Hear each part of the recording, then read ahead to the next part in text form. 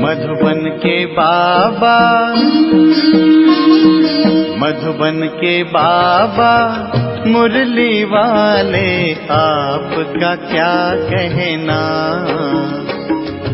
आपका क्या कहना। ओम शांति।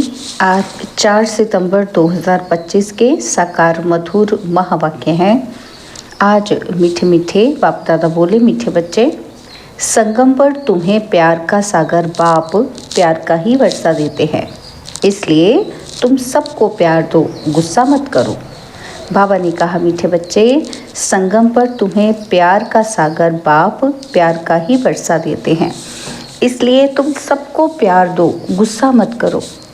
बाबा ने आज प्रश्न पूछा कि अपने रजिस्टर को ठीक रखने के लिए बाप ने तुम्हें कौन सा रास्ता बताया है। तो उत्तर में बाबा ने समझाया, प्यार का ही रास्ता बाप तुम्हें बतलाते हैं, श्रीमत देते हैं कि बच्चे हर एक के साथ प्यार से चलो, किसी को भी दुख नहीं दो, कर्मेंद्रियों से कभी भी कोई उल्टा कर्म नहीं करो, सदा यही जांच करो कि मेरे में कोई आसुरी गुण तो नहीं है, मूडी तो नहीं हूँ, कोई बात में बिगड़ता तो नहीं। मुरली का गीत है, ये वक्त जा रहा है। ओम शांति। मीठे मीठे रूहानी बच्चों ने गीत सुना। दिन प्रतिदिन अपना घर अथवा मंजिल नज़दीक होती जाती है। अब जो कुछ श्रीमत कहती है उसमें गफलत ना करो। बाप का डायरेक्शन मिलता है कि सबको मैसेज पहुंचाओ। बच्चे जानते हैं कि लाखों करोड़ों को यह मैसेज देना है, फिर कोई समय आ भी जाएंगे जब बहुत हो जाएंगे तो बहुतों को मैसेज देंगे। बाप का मैसेज मिलना तो सबको है। मैसेज है बहुत सहज, सिर्फ बोलो, अपने को आत्मा समझ बाप को याद करो और कोई भी कर्मेंद्रियों से मनसा वाचा कर्मणा कोई बुरा काम नहीं करना है। पहले मनसा में आता है, तब वाचा में आता है। अभी तुमको राइट रॉन्ग समझने की बुद्धि चाहिए। यह पुण्य का काम है, ये करना चाहिए।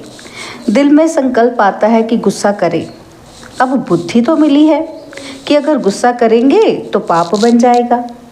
बाप को याद करने से पुण्य आत्मा बन जाएंगे। ऐसे नहीं अच्छा कि अभी हुआ फिर नहीं करेंगे, अच्छा अब हो गया तो हम नहीं करेंगे। बाबा कहते ऐसे फिर कहते रहने से आदत पड़ जाएगी। और मनुष्य ऐसा कर्म करते हैं तो समझते हैं ये पाप नहीं है, विकार को पाप नहीं समझते हैं। अभी बाप ने बताया है कि ये बड़े ते बड़ा पाप है, इन पर जीत पाना है और सबको बाप का मैसेज देना है कि बाप कहते हैं मुझे याद करो। मौत सामने खड़ा है। जब कोई मरने पर होते हैं तो उनको कहते हैं कि गॉड फादर को याद करो, रिमेंबर गॉड फादर। वह समझते हैं कि ये गॉड फादर के पास जाते हैं, परंतु वो लोग ये तो जानते ही नहीं कि गॉड फादर को याद करने से क्या होगा, कहाँ जाएंगे। आत्मा एक शरीर छोड़ दूसरा लेती है, गॉड फादर के पास तो कोई जा ही ना सके। तो अब तुम बच्चों को अविनाशी बाप की अविनाशी याद चाहिए। जब तमो प्रधान दुखी बन जाते हैं तब तो एक दो को कहते हैं कि गॉड फादर को याद करो। सब आत्माएं एक दो को कहती हैं, कहती तो आत्मा ही है ना। तो ऐसे नहीं कि परमात्मा कहते हैं, आत्मा आत्मा को कहती है। क्या कहती है? बाप को याद करो। यह एक कॉमन रस्म है। मरने समय ईश्वर को याद करते हैं। ईश्वर का डर रहता है। समझते हैं अच्छे व बुरे कर्मों का फल ईश्वर ही देते हैं। बुरा कर्म करेंगे तो ईश्वर धर्मराज द्वारा बहुत सज़ा देंगे, इसलिए डर रहता है। बरोबर कर्मों की भोगना तो होती है ना। तो तुम बच्चे अभी कर्म अकर्म विकर्म की गति को समझते हो, जानते हो ये कर्म अकर्म हुआ। याद में रह जो कर्म करते हैं वो अच्छे करते हैं। रावण राज्य में मनुष्य बुरे कर्म ही करते हैं और राम राज्य में बुरा काम कभी होता नहीं।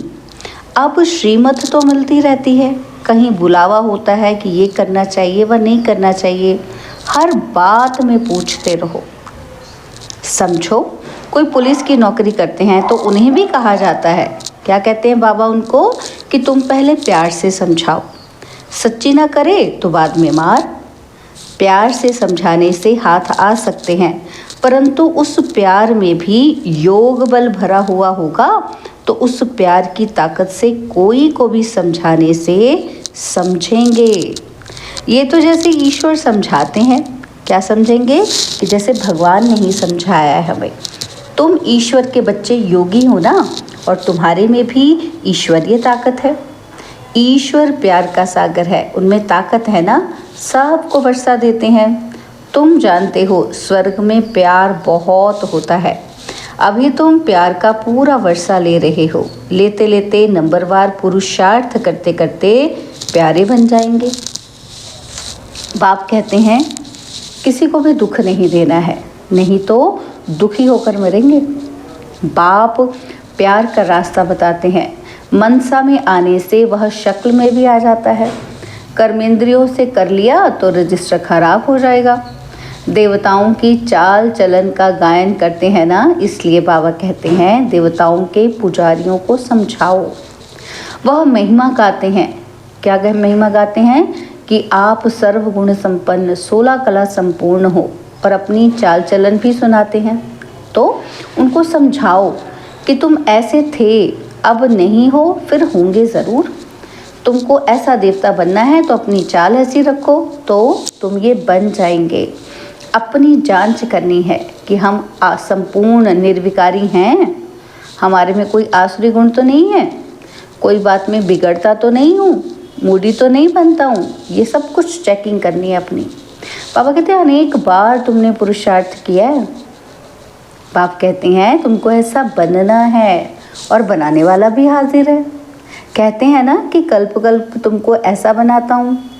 तो कल्प पहले जिन्होंने ज्ञान लिया है ना, वह ज़रूर आकर लेंगे।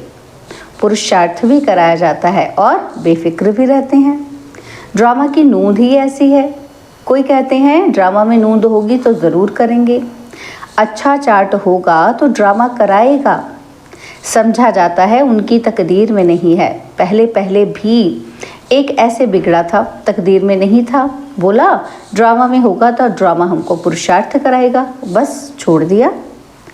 तो ऐसे तुमको भी बहुत मिलते हैं। तुम्हारा एम ऑब्जेक्ट तो ये खड़ा है, बैज तो तुम्हारे पास है। जैसे अपना पोता मेल देखते हो तो बैज को भी देखो, अपनी चाल चलन को भी देखो। कभी भी क्रिमिनल आंखें ना हो, मुख से कोई इविल बात न निकले। इविल बोलने वाला ही नहीं होगा तो कान सुनेंगे कैसे। सतयुग में सब दैवी गुण वाले होते हैं, इविल कोई बात नहीं। इन्होंने भी प्रारब्ध बाप द्वारा ही पाई है। ये तो सबको बोलो बाप को याद करो तो विकर्म विनाश हो जाएंगे। इसमें नुकसान की तो कोई बात ही नहीं है। संस्कार आत्मा ले जाती है। सन्यासी होगा तो फिर सन्यास धर्म में आ जाएगा। झाड़ तो उनका बढ़ता ही रहता है ना, तो इस समय तुम बदल रहे हो। मनुष्य ही देवता बनते हैं, सबको इकट्ठे थोड़ी आएंगे फिर नंबरवार। ड्रामा में कोई बिगड़ समय एक्टर थोड़ी स्टेज पर आ जाएंगे। टाइम ही नहीं होगा तो स्टेज पर कैसे आ जाएगा। फिर वो अंदर ही बैठे रहते हैं। जब समय होता है तो फिर बाहर स्टेज पर आते हैं अपना पार्ट बजाने के लिए। तो वो है हद का नाटक और ये है बेहद का। बुद्धि में है कि हम एक्टर्स को अपने समय पर आकर पार्ट बजाना है। यह बेहद का बड़ा झाड़ है। नंबरवार आते जाते हैं। तो पहले पहले एक ही धर्म था, सभी धर्म वाले तो पहले पहले आ ना सके। पहले तो देवी देवता धर्म वाले ही आएंगे पार्ट बजाने के लिए, सो भी नंबरवार। झाड़ के राज को भी समझना है। बाप ही आकर सारे कल्प वृक्ष का ज्ञान सुनाते हैं। इनकी भेंट फिर निराकारी झाड़ से होती है। एक बाप ही कहते हैं कि मनुष्य सृष्टि रूपी झाड़ का बीज मैं हूँ। बीज में झाड़ समाया हुआ नहीं है, लेकिन झाड़ का ज्ञान समाया हुआ है। हर एक का अपना अपना पाठ है। चैतन्य झाड़ है ना, तो झाड़ के पत्ते भी नंबरवार निकलेंगे। इस झाड़ को कोई भी समझते नहीं है। इनका बीज ऊपर में है, इसलिए इनको उल्टा वृक्ष कहा जाता है। रचयिता बाप है ऊपर में। तुम जानते हो कि हमको जाना है घर जहाँ आत्माएं रहती हैं, तो अभी हमको पवित्र बनकर जाना है। तुम्हारे द्वारा योग बल से सारी विश्व पवित्र हो जाती है। तुम्हारे लिए तो पवित्र सृष्टि ही चाहिए ना। तुम पवित्र बनते हो तो दुनिया भी पवित्र बनानी पड़े। सब पवित्र हो जाते हैं। तुम्हारी बुद्धि में है कि आत्मा में ही मन बुद्धि है ना, तो चैतन्य है, आत्मा ही ज्ञान को धारण कर सकती है। तो मीठे मीठे बच्चों को ये सारा राज बुद्धि में होना चाहिए कि कैसे हम पुनर्जन्म लेते हैं। 84 का चक्र तुम्हारा पूरा होता है तो सबका पूरा होता है, सब पावन बन जाते हैं। यह अनादि बना हुआ ड्रामा है, एक सेकंड भी ठहरता नहीं है। सेकंड बाय सेकंड जो कुछ होता है सो फिर कल्प के बाद होगा। हर एक आत्मा में अविनाशी पार्ट भरा हुआ है। वह एक्टर्स करके 2-4 घंटे का पार्ट बजाते हैं। यह तो आत्मा को नेचुरल पार्ट मिला हुआ है।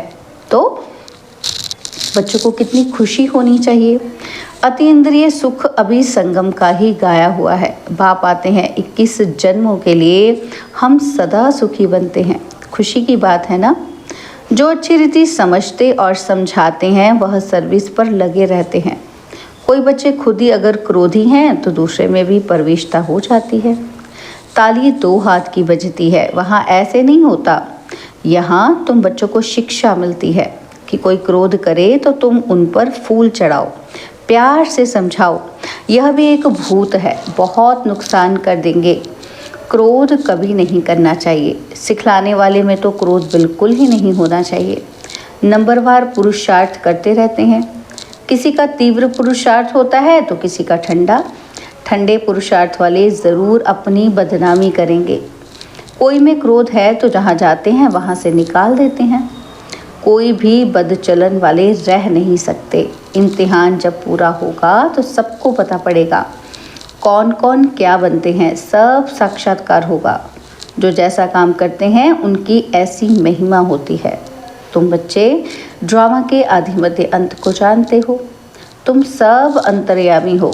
आत्मा अंदर में जानती है कि ये सृष्टि चक्र कैसे फिरता है। सारे सृष्टि के मनुष्यों की चाल चलन का, सब धर्मों का तुम्हें ज्ञान है। उनको कहा जाएगा अंतर्यामी। आत्मा को सब मालूम पड़ गया। ऐसे नहीं कि भगवान घट घट वासी है, उनको जानने की क्या दरकार है। वो तो अभी भी कहते हैं, क्या कहते हैं भगवान, कि जो जैसा पुरुषार्थ करेंगे ऐसा ही फल पाएंगे। मुझे जानने की क्या दरकार है, जो करता है उसकी सज़ा भी खुद पाएंगे। तो ऐसी चलन चलेंगे तो अधम गति को पाएंगे। पद बहुत कम हो जाएगा। उस स्कूल में तो ना पास हो जाते हैं ना, तो फिर दूसरे वर्ष पढ़ते हैं। लेकिन ये पढ़ाई तो होती है कल्प कल्पांतर के लिए। अब ना पढ़े तो कल्प कल्पांतर नहीं पढ़ेंगे। ईश्वरीय लॉटरी तो पूरी लेनी चाहिए ना। तो ये बातें तुम बच्चे समझ सकते हो। जब भारत सुखधाम होगा तब बाकी सब शांति धाम में होंगे। बच्चों को खुशी होनी चाहिए कि अब हमारे सुख के दिन आते हैं। दीपमाला के दिन नज़दीक होते हैं ना, तो कहते हैं ना कि बाकी इतने दिन हैं फिर नए कपड़े पहनेंगे। तो तुम भी कहते हो कि स्वर्ग आ रहा है, हम अपना श्रृंगार करें तो फिर स्वर्ग में अच्छा सुख पाएंगे। साहूकार को तो साहूकारी का नशा रहता है। मनुष्य बिल्कुल घोर नींद में है और फिर अचानक पता पड़ेगा कि ये तो सच कहते थे। सच तो तब समझे जब सच का संग हो। तुम अभी सच के संग में हो। तुम सत्य बनते हो सत्य बाप द्वारा। वह सब असत्य बनते हैं असत्य द्वारा।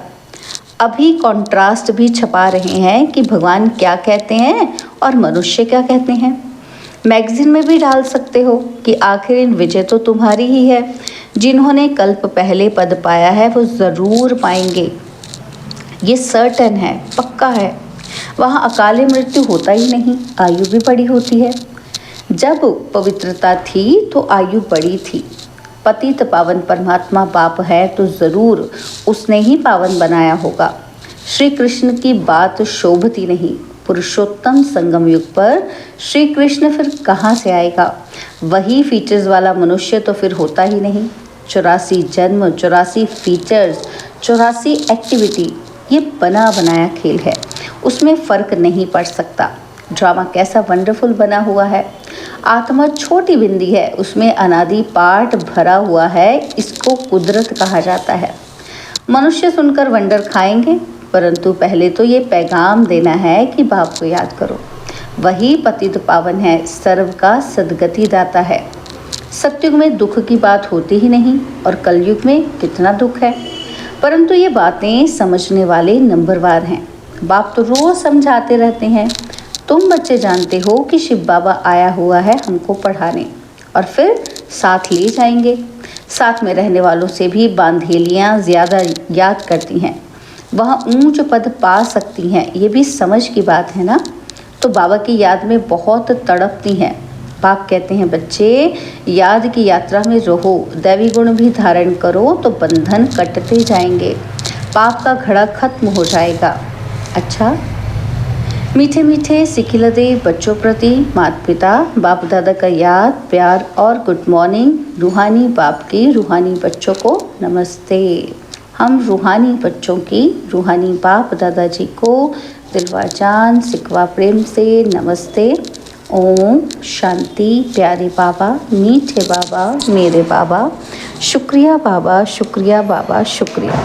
धारणा के लिए मुख्य सार है, पहला पॉइंट है अपनी चाल चलन देवताओं जैसी बनानी है। कोई भी इविल बोल मुख से नहीं बोलने हैं, ये आंखें कभी क्रिमिनल ना हो।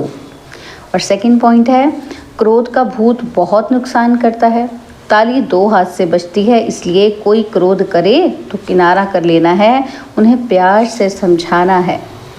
बाबा ने आज हमें वरदान दिया, त्याग तपस्या और सेवा भाव की विधि द्वारा सदा सफलता स्वरूप भव।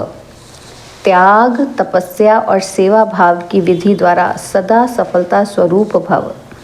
त्याग और तपस्या ही सफलता का आधार है।